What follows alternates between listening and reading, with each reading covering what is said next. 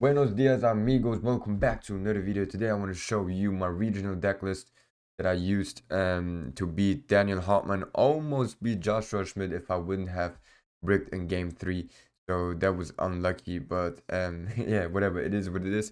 This deck is crazy, guys. This deck is really good. And I did summon like Cayuga almost every second round I played, but it was not really that necessary, to be honest. um Only like in one game where I played against Runic Sprite, no, sorry, only Runic, pure Runic, whatever it was, because they love to just set 5 trap and spell cards and end their turn. Only against deck like this you just have to play Cayuga, otherwise you're losing game going first. And yeah, this deck, guys, it's incredible strong. Going like, if you lose a dice roll, it's still incredible strong, which is the reason why I recommend playing this build, or at least give it a try.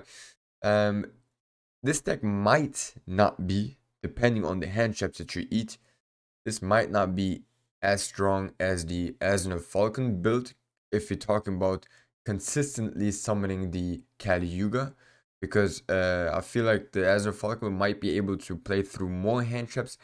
But but there are, like, it really depends on the situation, because in this build you will never ever lose against Bestial. That's a fact, okay? Only, like, of course, if you start with only Shamal and Vata. But if you start with Simoon, there's no way that you are going to lose against 3 Bestial interruption. In the Asna Falcon build, it is really tough. Okay, it is, because you're gonna need your tuners to go into Storm and all of that. But in this build, like, you do not rely on cards like Steam. You do not rely on summoning 2 level 7 monsters. All you have to, the crazy thing is, like, you can even use your biscuits. Okay, so I'm going to go more in depth with this build once I'll show you the deck list. So let's just go through the combos to see like how strong this deck actually is, and then I'll explain every single card in the deck list. Okay, so let's go.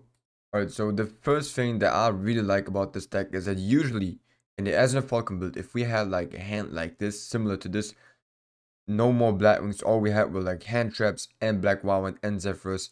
Like, this usually would suck like really bad for us, right?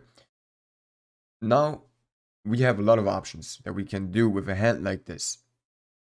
We can simply go into Cayuga, okay?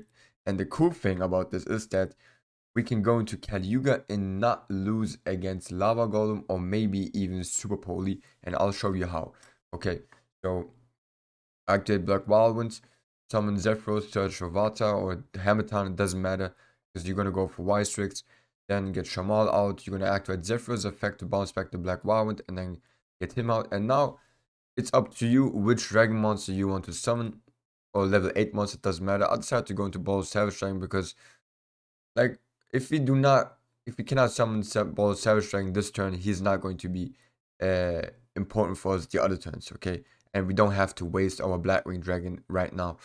So you can use him and Y6 to go into Rusty, activate Rusty's effect to send the Raider's Wing and set the rank up.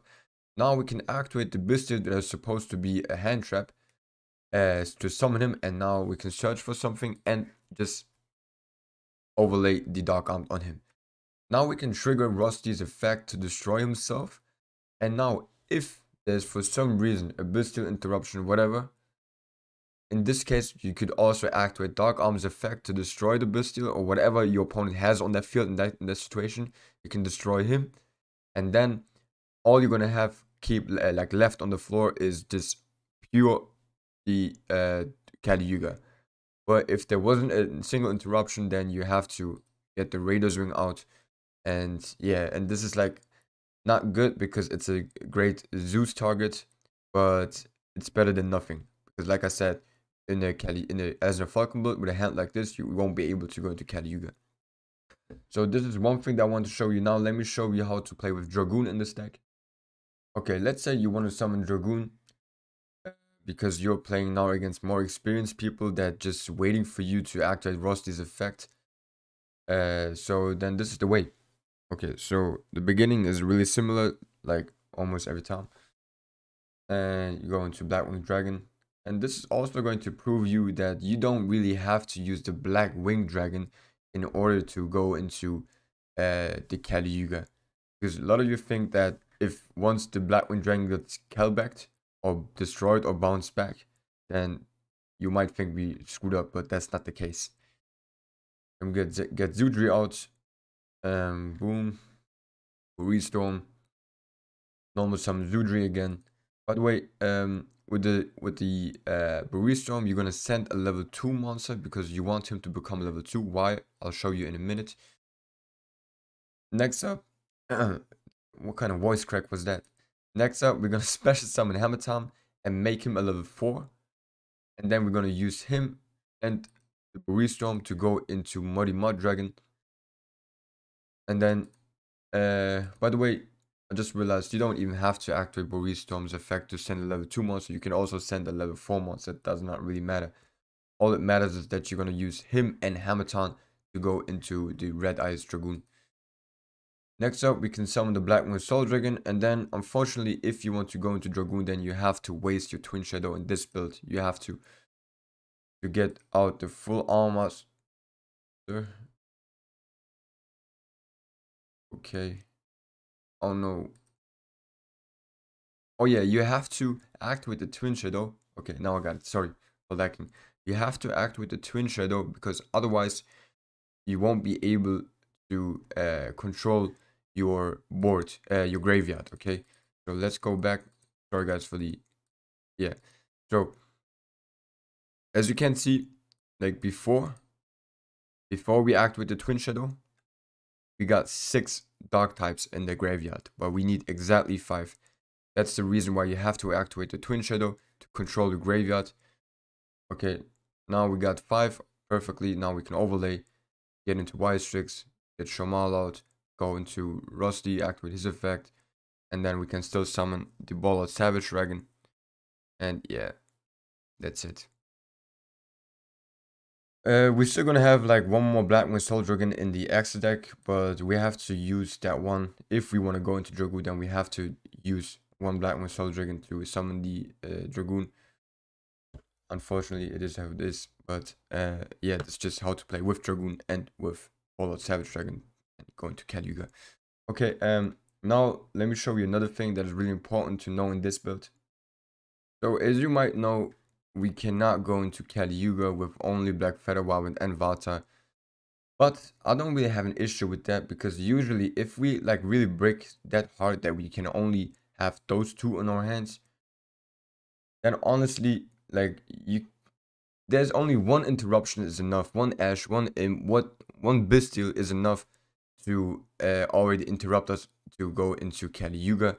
So I wouldn't really rely too much on a hand like this, to be honest. But let's say you do have a hand like this, then that's also not a problem because what you can do with this is basically, and this is also a really strong bot, especially against Telements, you can just go like this, boom, boom, boom, into 2 Blackwing Assault Dragons. And you can also special summon Chinook if you want another interruption. And this is also going to win a lot of games. But like I said, if you're going to start off with Vata and a Black Feather Wyvern, then this is just unlucky. Because there's no way that your opponent does not have a single interruption. Nowadays, you always expect at least 1 to 2 interruptions.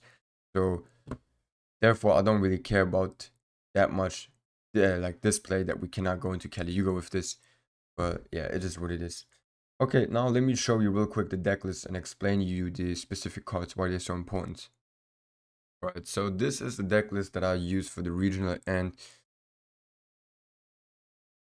the thing is, like, until today, I still cannot decide which build is better. All I can say is that in game 1, this deck is definitely better than the Azure Falcon build, in my opinion. Why? Because you do not rely on going first. And sometimes, like, even though Steam on the hand is not a total brick, but it could be a big brick. Also, Gale and then Roshi, which the cards that you just really do not need in this deck. And the other thing is, like, you can play 10 Handtraps at least. And if you count the Radiant and Chinook also like as a board breakers or like Handtraps, then it's 12 minimum. And you can also maybe take out the Twin Shadow and play another hand trap.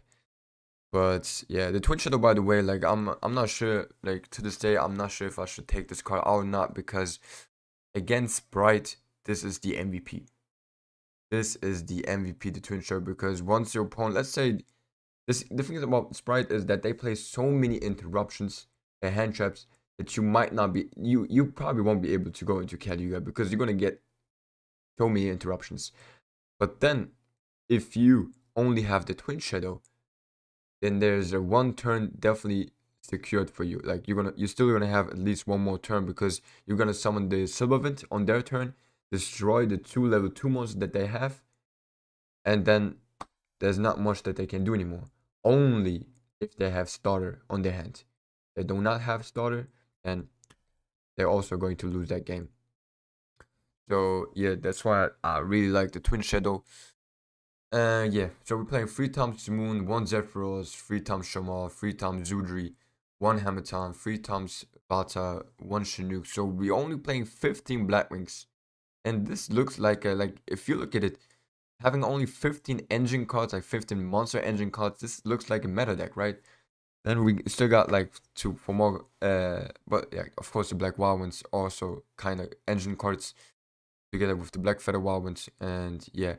Then we got the 3 Prosperities and 3 Small Worlds. Those add just insane consistency. Like, there's, of course, like every deck can break. There's going to be a situation where you start off with 2 Impermanences and 3 Bestials. It happens. It happened to me too. Or like against Joshua Schmidt, I had 1 Black Feather Wild, 1 Impermanence, 1 Bestial, and a Raiders Ring on my hand. It happens. It happens. Okay. So, yeah.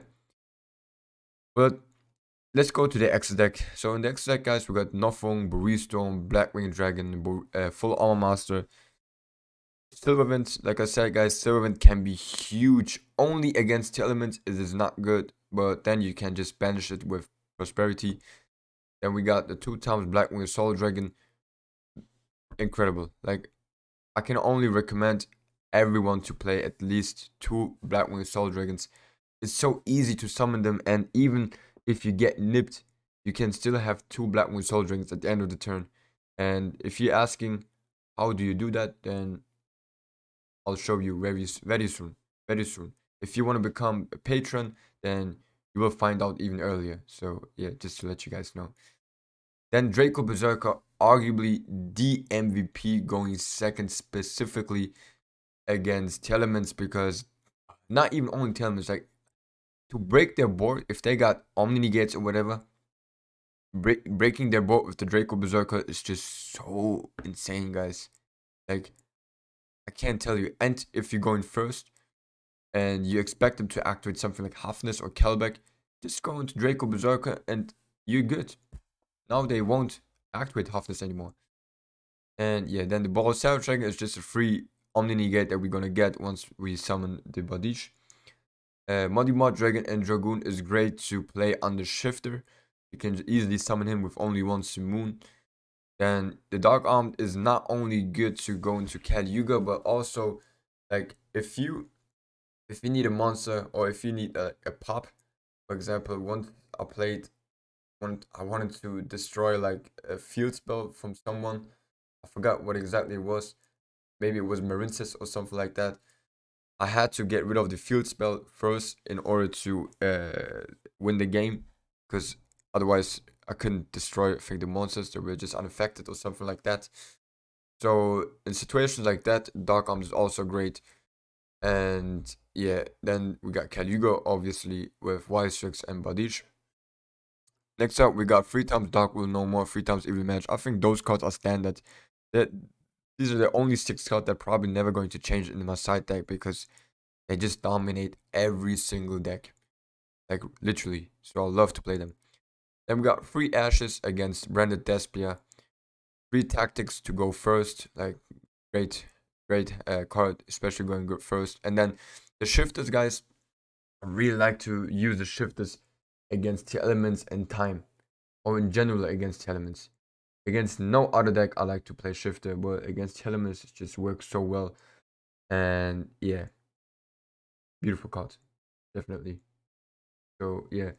By the way, the Bistilts guys, even though they are supposed to stop tears, they are also beautiful extenders to go into Kali Yuga, right? Like, so don't forget, you can use those Bistilts anytime to go into Dragoon or into Dark Armed. So that's why I like to play at least 7 of those. Maybe you can even take out 2 impermanences and add 2 more Saronias because they are just so good, man. So good. And yeah. Okay, yeah, guys, what do you guys think about this deck?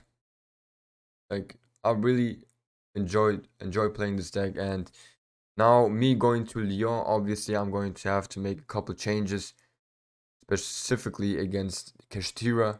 So, yeah, this is going to change. If you want to see the changes I'm doing and get like the future deck list earlier, don't forget, you can always become patron, support your boy. And yeah, I mean, that's basically it. Yeah. All right. Thanks, guys. I hope you enjoyed the video and see you guys tomorrow. Whenever. I don't know. One day. All right. Bye.